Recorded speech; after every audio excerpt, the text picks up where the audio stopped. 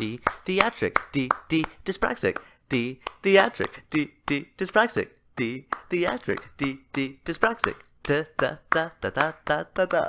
Give me a T, give me an H, give me an E, give me an A, give me a T, give me an R, give me an I, and I am tired. Welcome all to another episode number 2 of a series on my podcast called Stray Thoughts. In these segments, I will be discussing various random topics, giving updates on things going on in my life, and just generally providing a stream of consciousness to the inner workings of my thoughts and mind.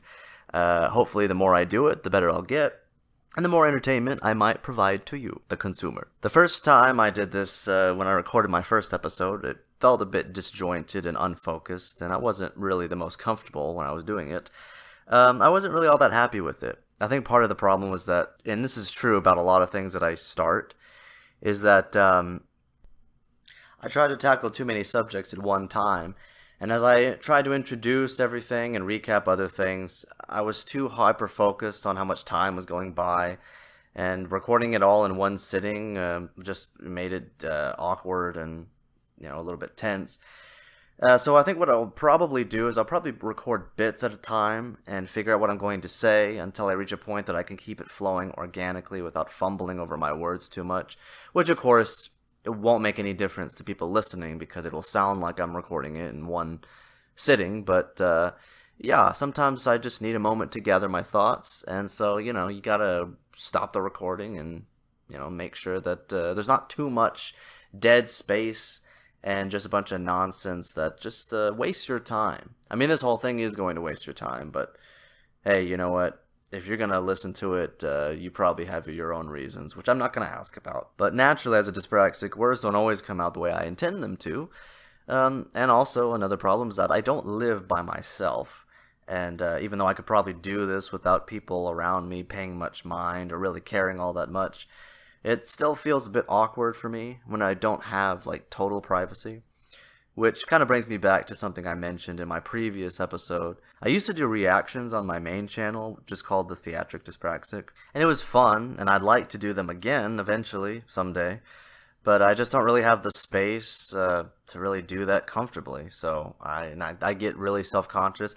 I'm really self-conscious right now because, I don't like my voice. I don't like the way I talk. And every time I hear myself talk, I don't know, I just always feel like everything that comes out of my mouth sounds really stupid and makes me sound like I'm very unintelligent. But that's neither here nor there, and, you're entitled to your opinion, whatever it is. But that's just what I think. I'm not a fan of my own, of anything that I do, but I do it anyway because it's fun, that's all I can say. I have a few things that I want to talk about that I didn't really get to tackle in my last episode, mainly because some of the things are things that have changed, that have occurred in the time between recording that episode and this one, which of course will probably be the case with each subsequent release, because, life happens and life changes. But before I get into some of those changes and the things that have happened, I'm going to do something periodically throughout this episode that I think will be interesting, at least for me anyway. I've asked a friend of mine named Sophie, and I hope she doesn't mind me using her first name, but I've asked her to send me some questions to answer on this episode. I can't really say it's live because it's not live, but yeah, I'm just going to answer some questions here and there between different thoughts, and yeah. And so right now I think is a good opportunity to answer the first question that she has. So let's see what it is. Number 1 of Sophie's questions, and forgive me if I answer these awkwardly, I didn't script this part, but she asked me, if you could tutor someone in something, what would it be? That is an interesting question. I never really thought about it, because I don't really see myself as one to educate people. I mean, I know I say that I want to educate people and spread awareness for dyspraxia, but I don't really think I'm very good at that, because I'm not very good at explaining things. I'm really more of a doer than a sayer, I guess.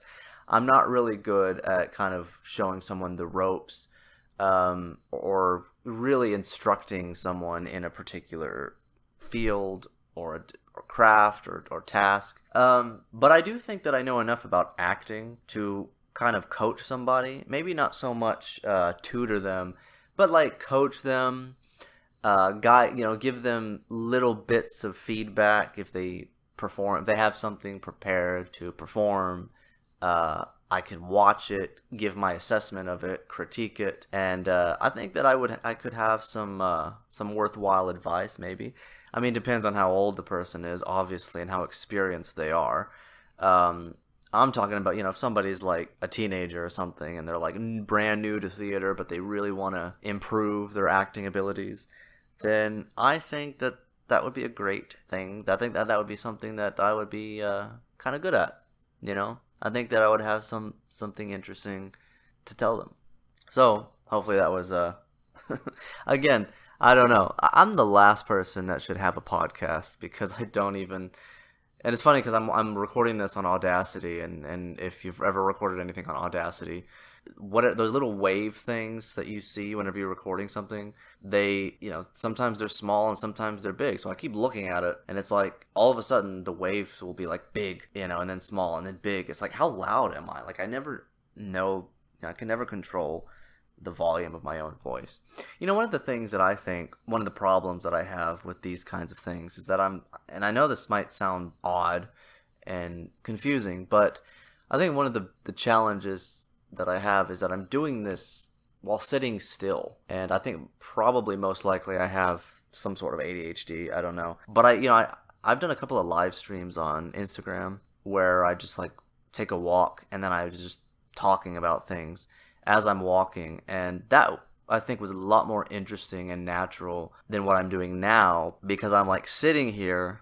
There's no, like, when I take a walk, it's like my thoughts kind of flow more organically, and so if I'm talking, like, I feel like I can talk in a more intellectual sense, whereas if I'm just sitting down, like when I'm talking to somebody on the phone, I'm like, I pace around the room and I'm just kind of talking about stuff, and I feel like I just get into this zone where it just kind of slides out of me like water. It just kind of like flows like a faucet, whereas here it's like somebody's putting their finger up against the faucet and it's just kind of like sprinkling out, and you can't get water that way.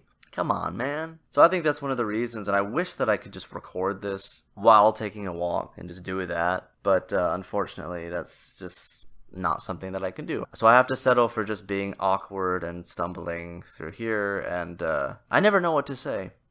But that's the first question. So now what I'm going to get into is I'm just going to talk a little bit about something that happened after my last episode. Again, the WAV file is huge now, and it's like I'm not even like leaning into the microphone. So it's like I apologize if my voice just gets like super loud all of a sudden, because I'm not intending to. I'm not like trying to project to the back of the auditorium, the supposed auditorium, hyperbolic auditorium. What am I saying? Okay, so here's the deal. I had mentioned in my last episode that I've been trying to find a job, and I've really been struggling to do so, unfortunately. And again, I tried to appeal to Walmart. I tried to reach out to them. Previously, I kept failing the stupid assessment, and like I've said before, their dumb assessment, if you fail it, you can't apply again for 6 months. So last time I had done it, probably was like July or something, and June or July or whatever, and of last year, of course. And so I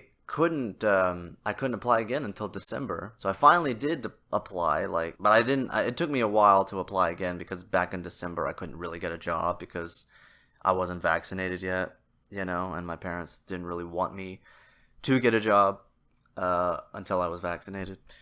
So that was kind of where I was at. But after I got vaccinated back in April, I tried to apply to all sorts of places, and I was really nervous about applying to Walmart again. I kind of pushed it off because I was so afraid of failing the assessment again, because I felt like if I fail it again, it's just like, what am I gonna do? I can't wait another 6 months. And at that time, I felt like that was my best shot at getting a job, just because I know what it's like. It's something that I know I can handle as a dyspraxic. But I was just like scared of failing the assessment again. And I took it and I passed the assessment. I don't know how. They don't tell you what the right answers are after the fact. Well, if you fail it, they don't tell you where you went wrong. If you pass it, you don't really get to review the answers so that for next time, if you wanted to do it again in the future, say you leave again and then come back and yada, yada, yada. But this time the problem is that even though I passed the assessment and I hounded the lady at personnel, this lady named Kathy, she would not get back to me and she just kept blowing me off and she wouldn't give me a straight answer and she just kept me waiting and freaking waiting. And it's so frustrating because it's like she's the only thing that kept me from going back. And now, she just keeps me waiting. And I've just decided to give up for now because I don't think I'm ever going to hear back. I'm done trying to call her. And it's just frustrating because, it's already in July and I still, I still haven't had a job. And I've been applying since April. So that's like, 3 months and no job, even though I've been applying, interviewing as much as I can. But this is not really the best town to find employment, I don't know. I kind of wish I was in a city or something. That's not where I am. I can't afford to live in a city because I would have to have a job to save money. And I live with my parents, and as much as I love my parents, it's like I'm 27 years old. Can I please just start my life? I was supposed to have started my life when I graduated high school, and I couldn't even do that because there was always one setback after another and too many obstacles. And here I am almost 10 years later, and I am no further into my life as I was when I left high school. And that, to me, is so sad and pathetic, and it really depresses me, to no end. Some people are comfortable just kind of living in the past and living like they're still kids and stuff. I actually want to, advance in some level in my life. I'm being almost 30. I would like to reach a point where I'm on track for something, to do something. Right now, the only thing I have is my book. Not even this podcast, because let's face it, this podcast sucks. It's a really shitty podcast.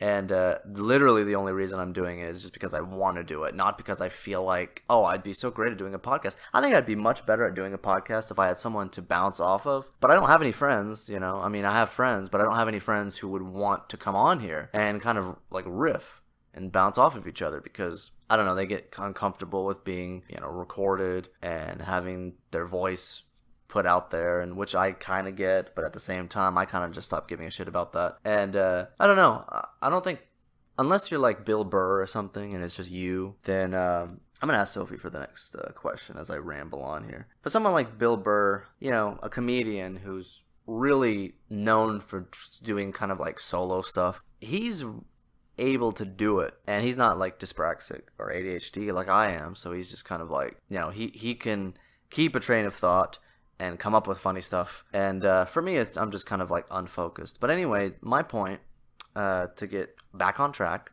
which is hard for a dyspraxic. I shouldn't even say it's hard for a dyspraxic because I don't even think other dyspraxics struggle with this as much as I do.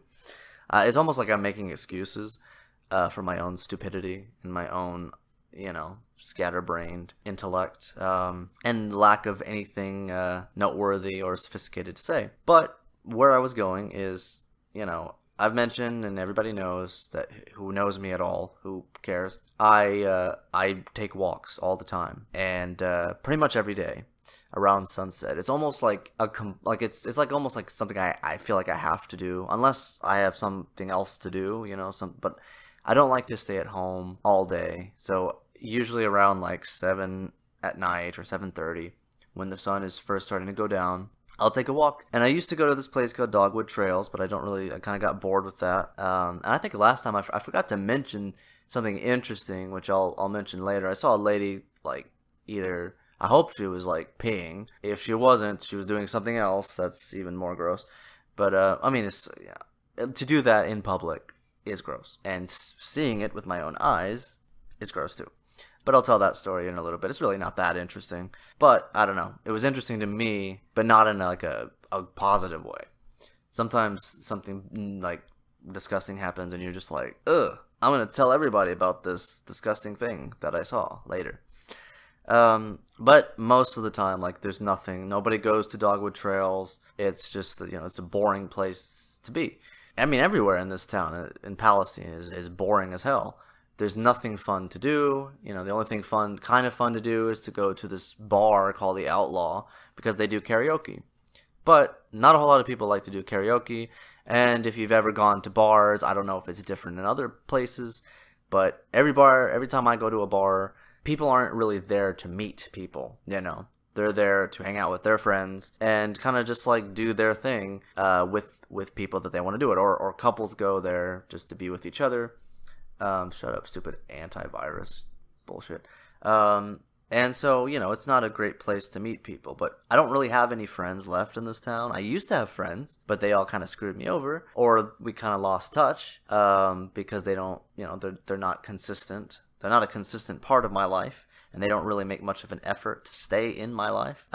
So, it is what it is. People are notorious for blowing me off. In fact, just today, I went by this place that I go quite often. Usually I go there. I mean, to be honest, I usually go there to use the bathroom. But I actually ran into someone that I used to do plays with. He owns this place that's actually right on the other side of Pint and Barrel. It's like adjacent to it is his house, which is also a public hall center, place. It's like an event hall.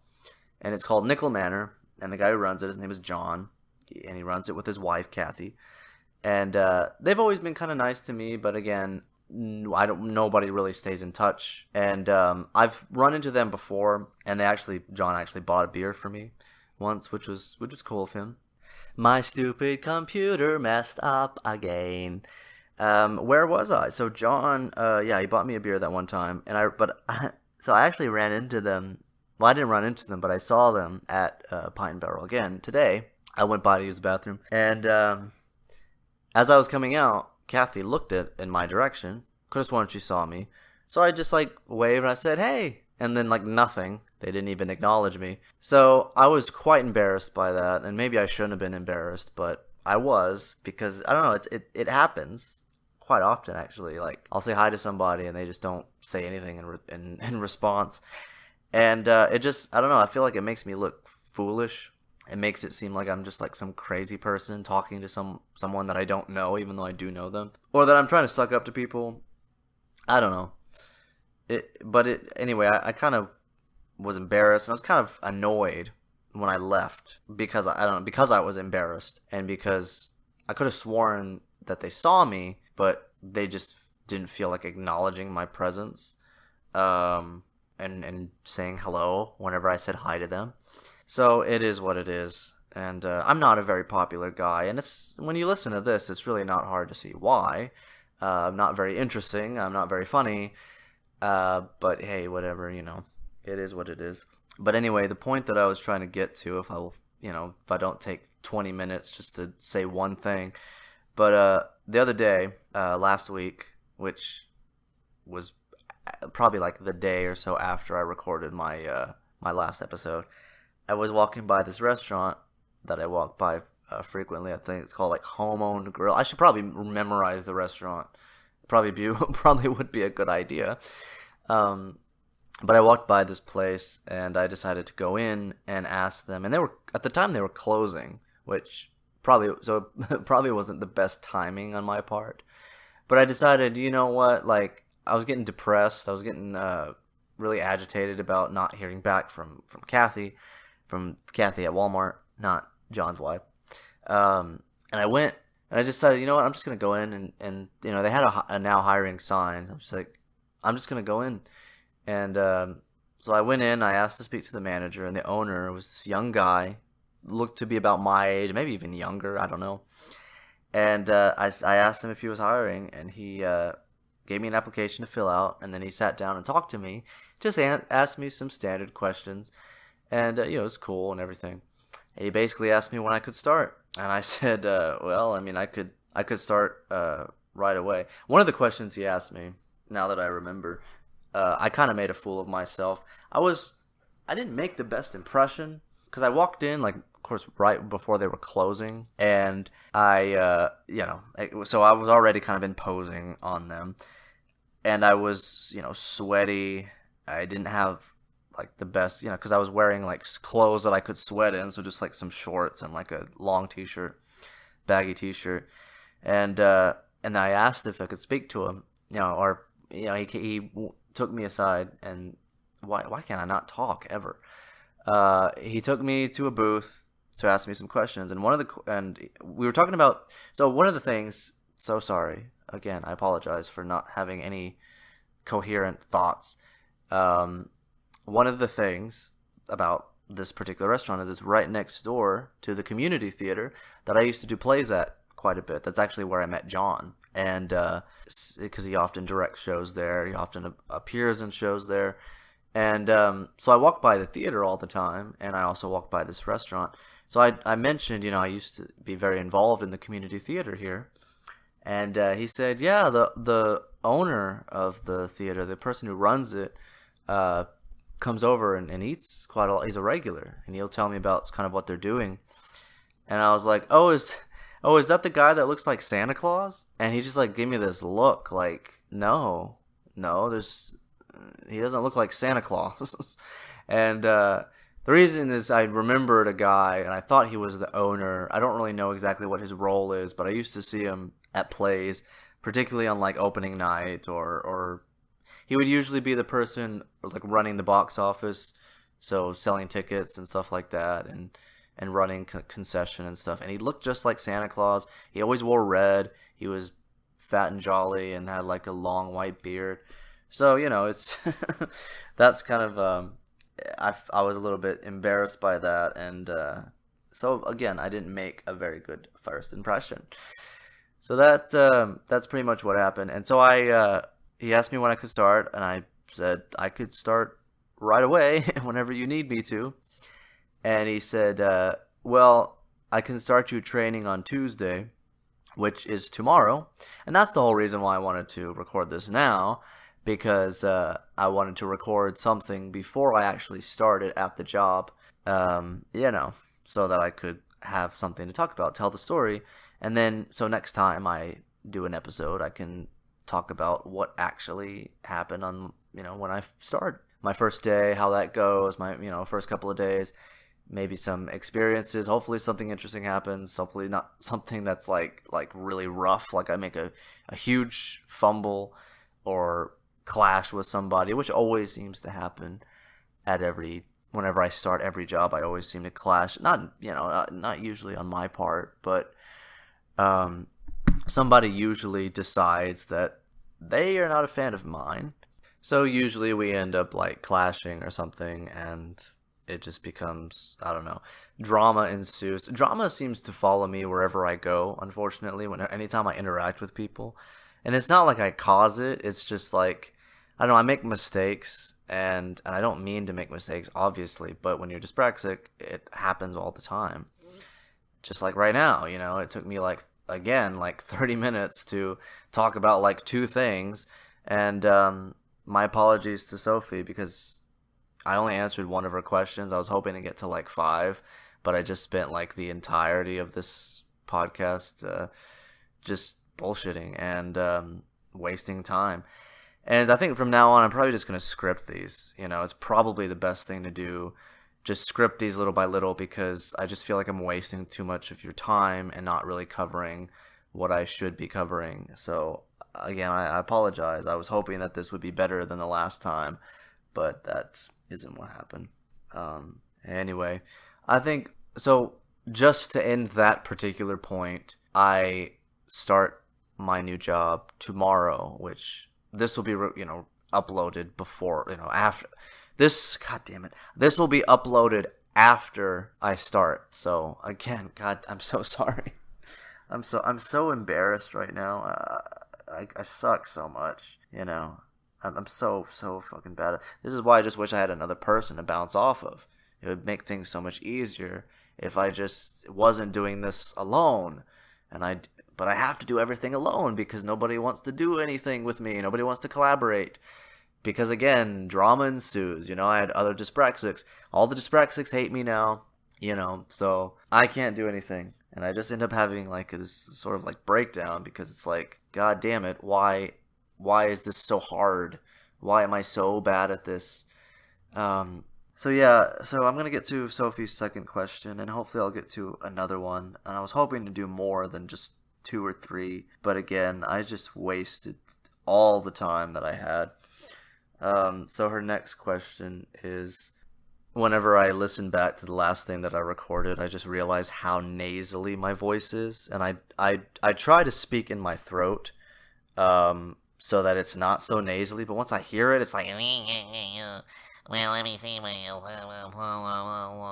and it's just like the most. I have the most annoying voice in the whole entire world. But anyway, just to be fair to my friend, I'm gonna end this show by just answering the rest of the questions that she had, just all at once. I was gonna do it periodically, but I just decided I'm just gonna end the show by answering all of them like pretty much quickly.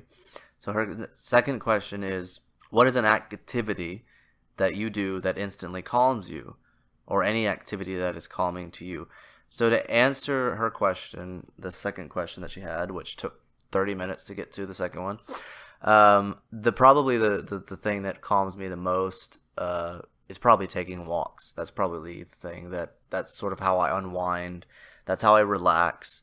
Because just sitting still and kicking back doesn't really relax me that much. Like right now, I'm like really like on edge because I'm like, I have to sit still right now, and it's just so hard for me to sit still. Like I wish I could just like carry my computer and my microphone like with me on walks, just so that I could do this while walking, you know. If I ever get service on my phone again, then I would like to do another like walking live stream, just because that would make things so much easier for me, and I could feel like I could be myself because I'd be on my feet in motion, and that would be great. So that's her second question. So to answer that question, walking, music is also something that relaxes me too. Walking while listening to music is always fun. So that's the next question. So let's get to question number 3. Question number 3 is, do you think people have the right to have as many kids as they want? Or should people limit the number of kids they have? Why or why not? This is something I don't really think about that often. And it's a hard one to answer, really, because there's just so much to consider. On one hand, I think people should have the freedom to do whatever they want with their lives within reason. And if people feel like they can handle having multiple children, then perhaps they should give it a shot. Perhaps, maybe. On the other hand, maybe they should have to demonstrate that they can actually handle that many kids, and if they can raise them properly or not, if they're fit parents, you know. But you can't really stop people from making decisions like that, because then you would have to control their bodies, which, you know, I'm not at all in favor of. So the answer, I guess, would be yes. However, I think if they demonstrate that they are unfit to take care of the amount of children that they have, then maybe there needs to be some sort of evaluation in place, which there is, of course. But since I'm not really part of that world, as someone who has no kids and has no experience in child welfare, I don't think I'm the best person to give their opinion on it, really. But I did anyway.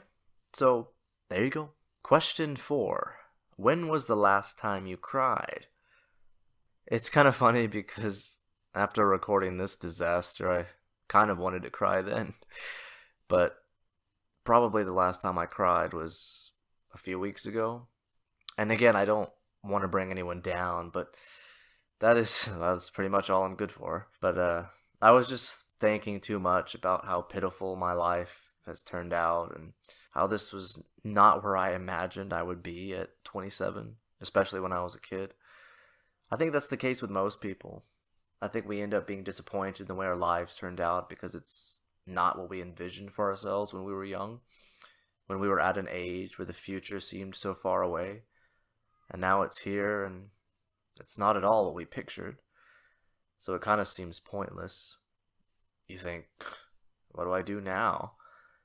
And the kind of life that I have, I can't really be like anyone else, and all I really wanted was to be able to function normally while also being recognized for my talents.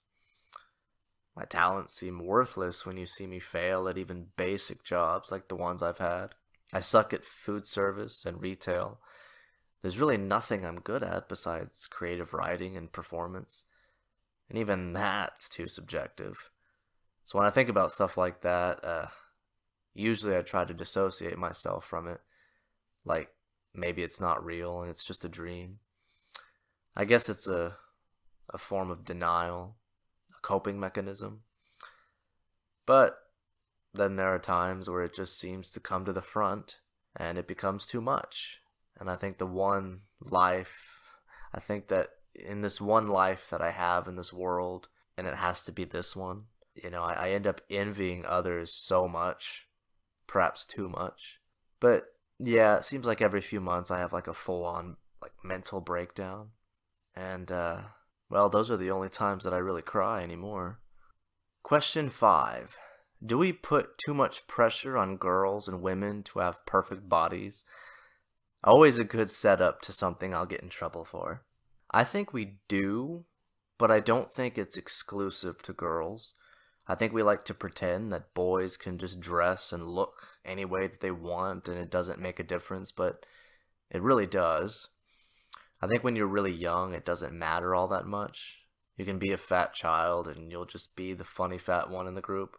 But it's when we hit adolescence that whether you're male or female, and you start becoming interested in the opposite sex, that's when these things really matter. Your looks are kind of seen as all you are for the most part. I mean, people take your appearance and they make an assessment, they make a presupposition, and until you show that you're different, and even then sometimes it doesn't change how they view you because of your appearance, and I think this is one of the things that children do right, because when you're a kid, it's like you really don't care about the way people look at all. It's like, oh yeah, oh look at it, I want to be friends with them.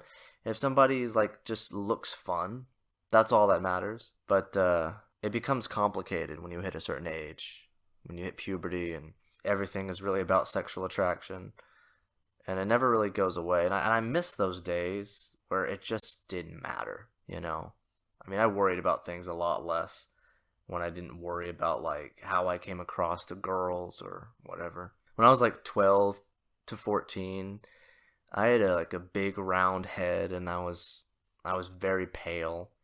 I was chubby and I had messed up teeth. I also had dark circles under my eyes, and my eyes always looked like they were droopy. And it just seemed like nothing about my body was in the right proportion. I was like totally asymmetrical, and I think that sort of thing is generally seen as unattractive. In fact, I think that in some like scientific studies or something show that symmetry has a lot to do with like attractiveness has a lot to do with symmetry, and people who are asymmetrical are generally seen as less attractive, and that's kind of how I feel. But anyway, then when I kind of grew into my body a bit when I reached high school, but by then my acne was so bad and my hair was all weird, I couldn't do anything with it, and I was like super scrawny, and all my clothes were hand-me-downs, so they were extra baggy on me, and so I was just like, I was too self-conscious about everything. And so it just made me super awkward to everybody. Plus, I had braces, so I looked really nerdy to others. I'm sure that's not the only reason that girls didn't like me, but it certainly didn't help, I'm sure. I mean, it's just different depending on who you are and when it is or who you're interacting with. Girls are pressured into wearing makeup or having long, flowing hair. And usually that pressure comes from other girls rather than boys, because I don't really recall any boys caring about makeup. I've been around a lot of boys and in a lot of groups with other boys, and and they talk about girls, of course, that's all they ever talk about. And I've never once heard them say, oh, I don't think she wears enough blush or whatever. I mean, maybe a certain type of kid may say things like that, but he's usually not interested in the girl in that sort of way. And I knew a lot of girls who just had that natural look about them, and I mean, a lot of boys liked it. They liked it. They liked girls who didn't wear makeup, who didn't have the caked on makeup.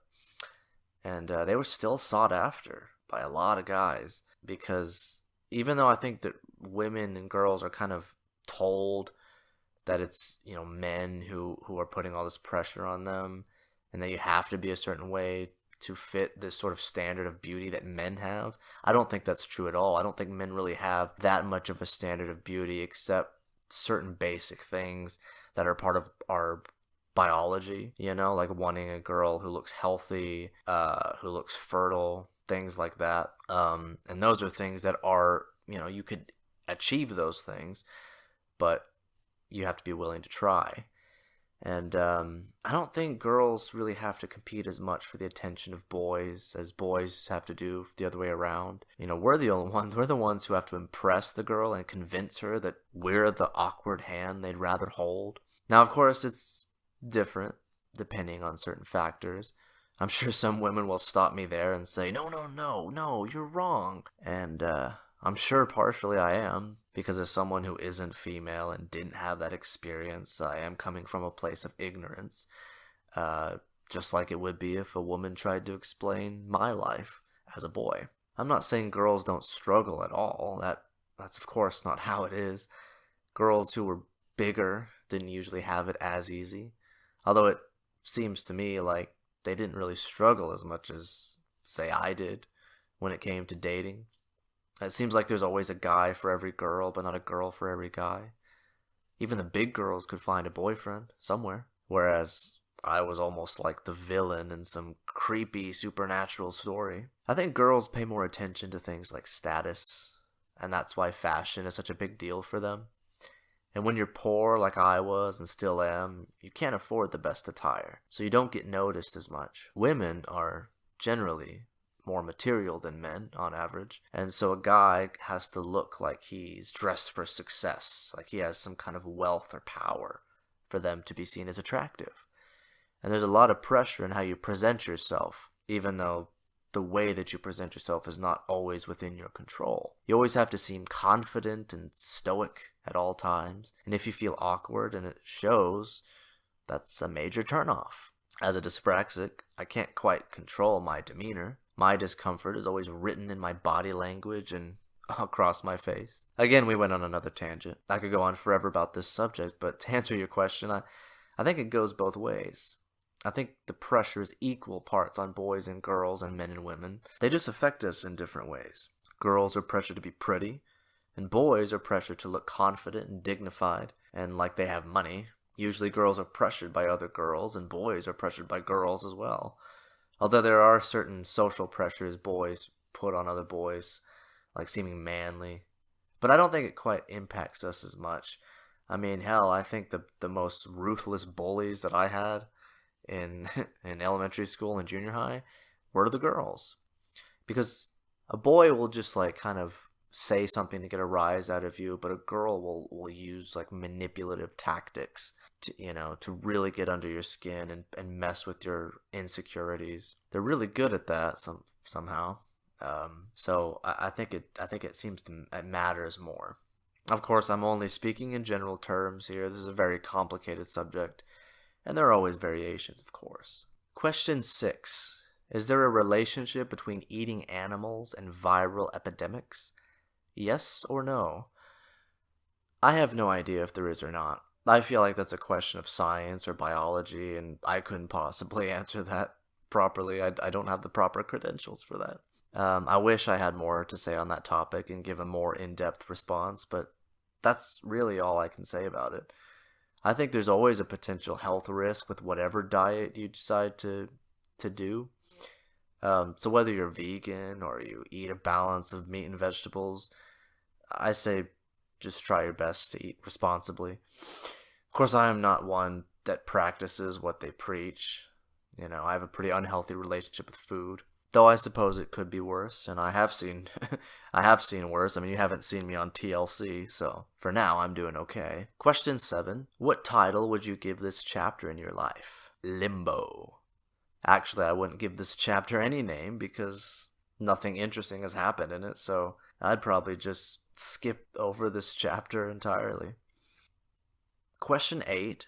Have you ever been ghosted? And if yes, how did you cope with it? And how did you move on? yes. And to answer your second question, I really didn't. Not really. I mean, I moved on, I suppose, by accepting that the person wanted nothing to do with me. But that doesn't bring me any personal peace, and it still does eat at me inside. And it's happened with countless people, and each and every one of them still leaves a scar on the inside.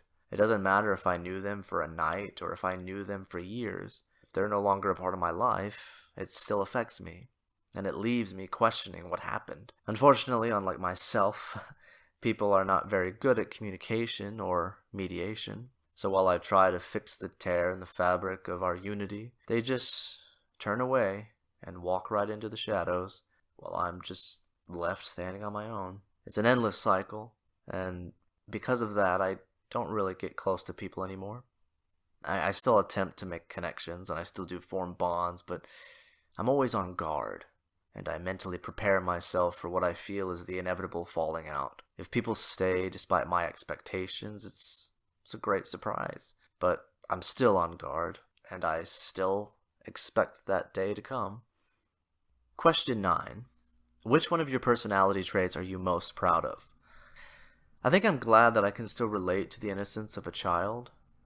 I think I'm naturally nurturing, and I'm a good companion, and I really do care about my friends' well-being.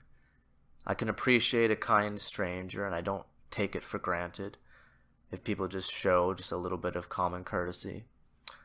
I also value social interaction. I think it's great to have like parties and get-togethers and socials, even though I struggle with it and I'm not really very good with it most of the time, unless I'm drunk. I feel like so many people are egocentric and selfish, always thinking of themselves before anything, and they're so self-important that they overlook the plight of others and they judge others too much. And they don't really give people a chance. They don't inquire about the lives of other people.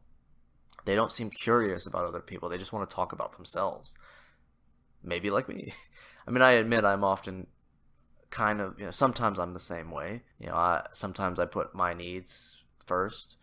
But I'm always loyal to people, and I'm always looking to form new connections with people, despite the fact that I expect it to end abruptly in the end. But I'm glad it hasn't made me jaded, and often I still hold out some kind of hope. I feel like a part of me is always hopeful that something better will come along, even if it is fruitless, and at odds with myself in that way. And finally, question 10. Friends with benefits. Do you think it can ever work? My, Sophie. What are you proposing? I am kidding, of course. Of course I am. I honestly think it depends on the individuals involved. I don't like to speak on what what would happen, or if something between consenting adults is ultimately good or bad, because in the end, I don't think anyone can know except the people who are involved. It might work for some people. For most, perhaps not. I think it's a slippery slope, and I think there's a lot of risks involved, but I think some people make it work. But you do run the risk of at least one person catching feelings. I've seen the scenario play out, not in my life, but with people that I've known, and of course in videos I've seen online, where two people casually hook up, but one person is just a bit too emotionally attached than the other, and the other is too emotionally distant to reciprocate, and it just hurts their relationship. I think that's when you need to call it quits. I guess if you're both just hedonistic animals and can separate sex from emotion and make it a purely physical act, then I could work. So basically, you have to be two men, is what I'm saying. It's just a joke. It's just a joke. Don't write a letter. And so that was Sophie's 10 questions. Perhaps another time I could answer some more, or maybe answer some questions other people have. And, I think with that I will sign off for now. I hope you enjoyed this edition of Stray Thoughts, and I hope you tune in next time. And if you want to ask me any questions yourself, feel free to leave it in the comments. And if you want my thoughts on anything at all, I will talk about anything, let me know that as well. Be sure to like and subscribe if you haven't already, and share my podcast with anyone you think might be interested. And so, I bid you, shablagoo.